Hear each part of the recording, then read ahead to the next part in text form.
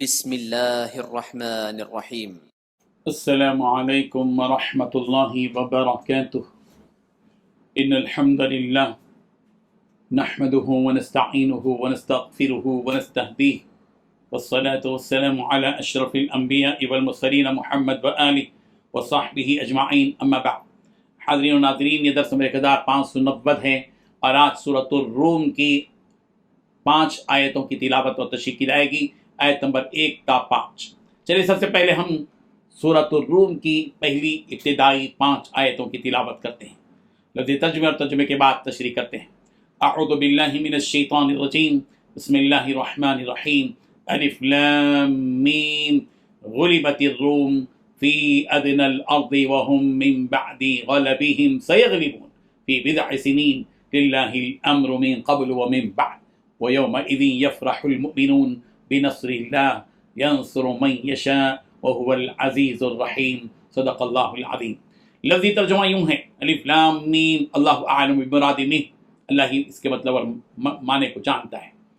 غلبت الروم، رومی مغلوب ہو گئے، فی ادنی الارض، قریب ترین زمین شام وغیرہ میں، وہم اور وہ من بعد غلبہم، بعد اپنے مغلوب ہونے کے، سیغلبون ان قریب غالب ہوں گے، فی بضع سنین چند سالوں میں، للہ اللہ ہی کے لیے ہے، الامر اختیار، من قبل پہلے بھی، ومن بعد اور بعد میں بھی، ویومئذ اور اس غلبے کا دن، یفرح المؤمنون مومن خوش ہوں گے، بنصر اللہ اللہ کی مدد سے، ینصر من یشاء وہ مدد جس کو چاہتا ہے کرتا ہے، وہ اور وہ العزیز نہایت غالب ہے، الرحیم بہت رحم کرنے والا ہے۔ ترجمہ یوں ہے، الف لام میم، اہل روم مغلوب ہو گئے اور وہ مغلوب ہونے کے بعد ان قریب غالب آ جائیں گے، چند ہی سال میں، پہلے بھی اور پیچھے بھی اللہ ہی کا حکم ہے، اور اس روز مومن خوش ہو جائیں گے، یعنی اللہ کی مدد سے وہ جسے چاہتا ہے مدد دیتا ہے، اور وہ غالب اور مہربان ہے۔ ان 5 آیتوں میں 7 باتیں بتلائی گئی ہیں۔ پہلی بات، روم والے زمین کے قریبی حصے میں مغلوب ہو گئے۔ دوسری بات، وہ اپنے مغلوب ہونے کے ان قریب کچھ ہی سالوں میں پھر سے غالب ہو جائیں گے۔ تیسری بات، اللہ ہی کا اختیار ہے، پہلے بھی اور بعد بھی۔ چوتھی بات، ایمان والے اس دن خوش ہوں گے۔ پانچویں بات، اللہ کی مدد کی وجہ سے۔ چھٹی بات، وہ جس کی چاہے مدد کرتا ہے۔ ساتویں بات، وہ زبردست اور رحمت والا ہے۔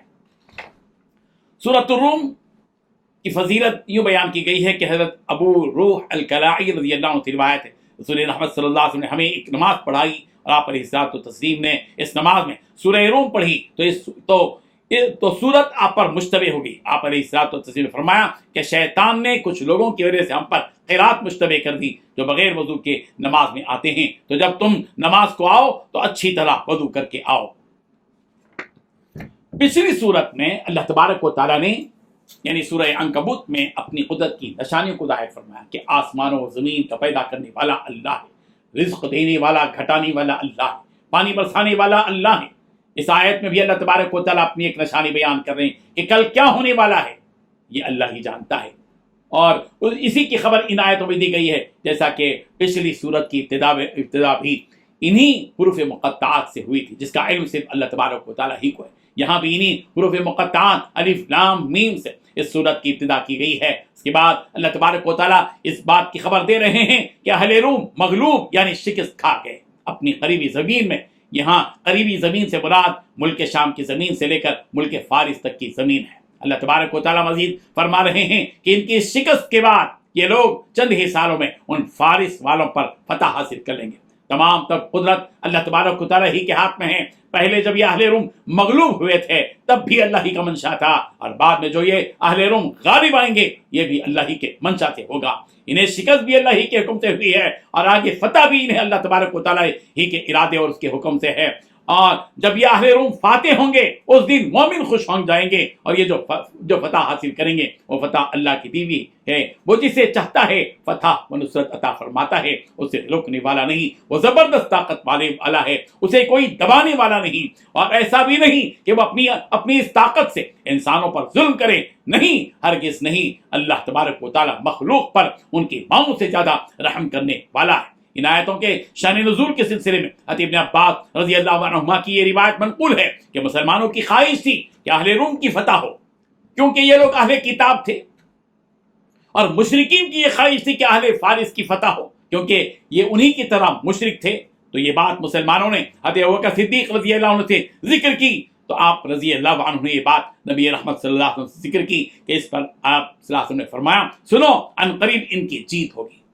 یعنی آپ علیہ الصلوۃ والتسلیم نے ان آیات کی تلاوت کی. حضرت ابوبکر صدیق رضی اللہ عنہ یہ سن کر کفار کے پاس گئے اور وہی کہا جو آپ علیہ الصلوۃ والتسلیم نے ان سے کہا تھا. تو کفار بولے کہ آپ ہمارے اور اپنے درمیان ایک مدت متعین کر دیجئے کہ اہل روم کب فتح حاصل کریں گے.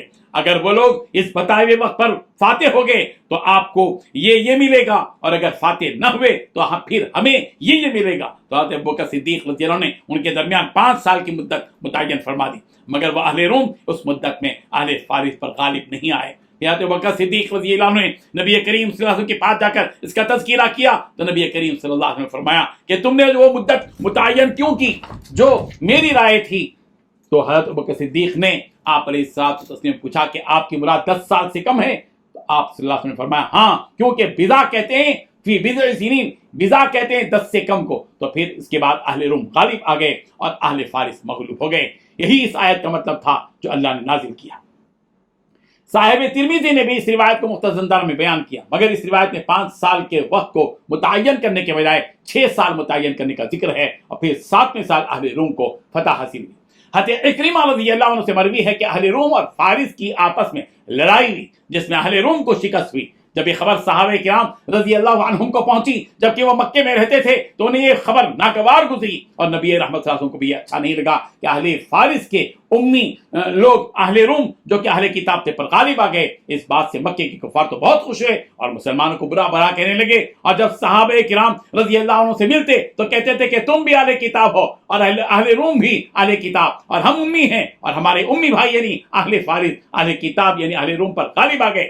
اگر تم لوگ ہم سے لڑو گے تو ہم بھی تم پر غالب آئیں گے. اللہ تبارک و تعالی نے اس وقت میں یہ آیت نازل فرمائی الف لام میم غلبت الروم فی ادنی الارض.